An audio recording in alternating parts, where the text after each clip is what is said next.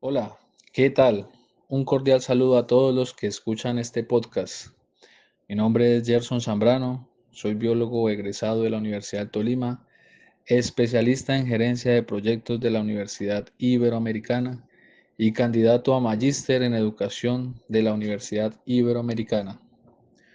Hoy quiero darles la bienvenida a este nuevo diálogo y reflexión sobre la educación, historia y conciencia crítica. Abordaremos los orígenes, los desafíos y las tensiones de los sistemas educativos en América y Colombia.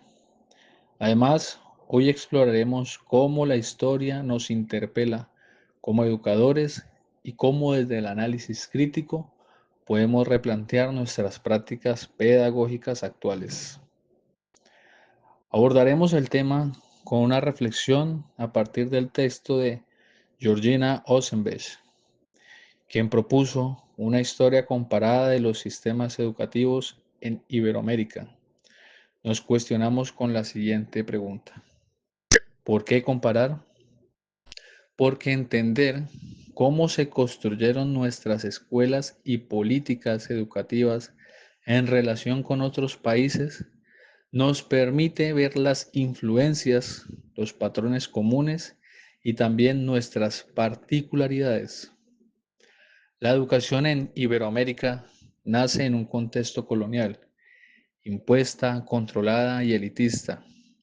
Esto marcó profundamente la estructura educativa de toda una región, ya que en América Latina, que está históricamente condicionada por estructuras coloniales y modelos neoliberales, imparte hacia el funcionamiento sobre un mecanismo de reproducción de desigualdades y dominación cultural.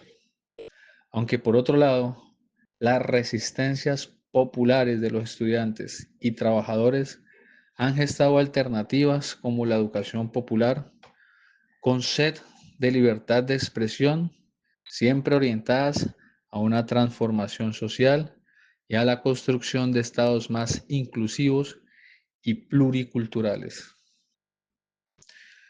Una opinión personal es que considero que la educación debe exigir una mayor participación y un profundo sentido de pertenencia hacia lo que ocurre en nuestro país. Muchos estudiantes acuden a la academia en busca de un título profesional para hacer capital y tener una vida mejor. No está mal, pero se enfrascan en mejorar ellos y vivir una vida falsa impuesta por el consumismo, tratando de encajar y ser aceptado por los altos estándares de una sociedad que se desborona por la corrupción y pérdida de valores y virtudes. Y sí es cierto, a menudo olvidamos que incluso con lo que poco que sabemos y lo poco que tenemos, podemos contribuir al cambio de la sociedad y así orientar los esfuerzos hacia un bienestar colectivo y que todos los días sea un poco más fácil aguantar las dificultades de un sistema que con frecuencia arrastra los sueños y apaga la luz de las personas. Las reformas liberales del siglo XIX buscaban modernizar la educación, pero mantenían estructuras de exclusión.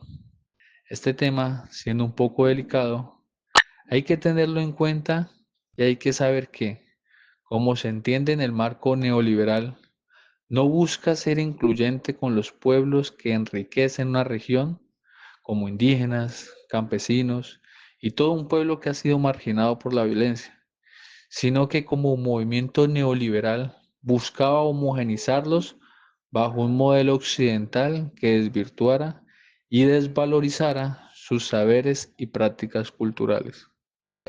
Esta práctica del neoliberalismo trata de imponer una lógica de normalización que excluye la diversidad epistemológica y cultural. Así, va ocultando la originalidad de sus pueblos y desintegrando cada vez más las sociedades que por falta de oportunidades tienen que cambiar sus costumbres para acoplarse a un régimen totalmente distinto. Aquí les dejo unas preguntas que desafían el sistema. Como personas académicas, ¿somos conscientes que enseñamos bajo una estructura heredada por modelos europeos y coloniales? ¿Qué haría usted como una persona pensante para desafiar esos moldes y transmitir el conocimiento de otra manera?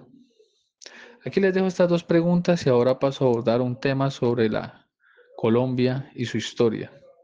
Bueno, la historia de la educación en Colombia ha sido un reflejo de disputas entre políticos, estratos sociales y desacuerdos religiosos.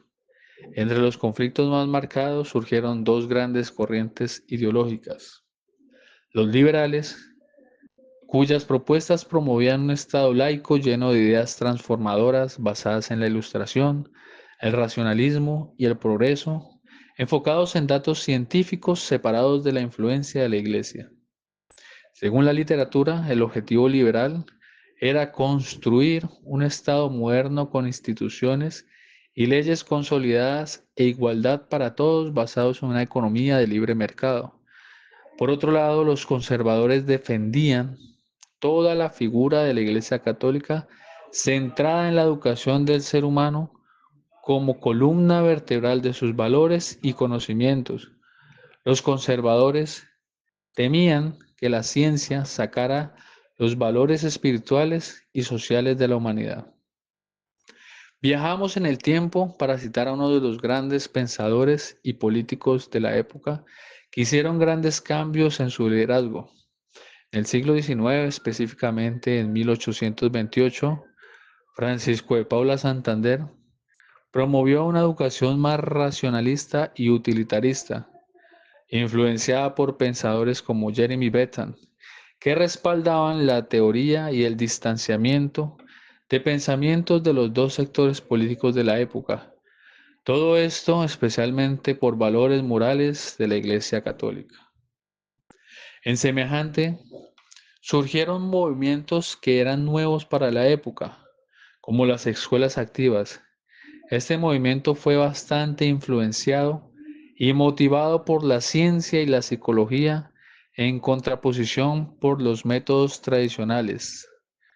Cabe mencionar también y destacar las experiencias como la educación por radio, que fue impulsada por el padre José Joaquín Salcedo en 1947 en Boyacá. Un ejemplo interesante para destacar que la educación no tiene fronteras y llega a las zonas rurales más apartadas. A partir de lo mencionado, tocamos un tema muy importante para hablar sobre estas dinámicas educativas que han tomado fuerza en este siglo, ya que el uso de tecnologías y aplicaciones facilitan el acceso a la educación y a distancia virtual, sirviendo como un apoyo didáctico y administrativo en la tradicional educación presencial. Ya en el siglo XX, la liberación de la pedagogía crítica y la teología de la liberación encontraron un eco en Colombia, direccionando una mirada política y transformadora centrada en la independencia de la opresión. Los avances institucionales no se hicieron esperar. La creación del Ministerio de Educación en 1927 y la promulgación de la Constitución de 1991 consagraron a la educación como un derecho fundamental en Colombia. Posteriormente, la Ley General de Educación de 1994 consolidó el papel de Estado como garante del acceso y la calidad educativa de todas las personas que nacen en nuestro bello territorio. Ahora, ¿qué tan consciente eres del lugar histórico que ocupa tu institución educativa? ¿Estás trabajando para reducir las desigualdades o las estás reproduciendo? Ya en el siglo XXI, la educación en Colombia sufre una transformación profunda al convertirse y adoptar políticas educativas con tendencias globales como la estandarización de la calidad educativa, la exigencia del aprendizaje de lenguas extranjeras y modelos pedagógicos provenientes de Norteamérica y Europa. Actualmente se prepara al estudiante con una formación técnica y y empresarial.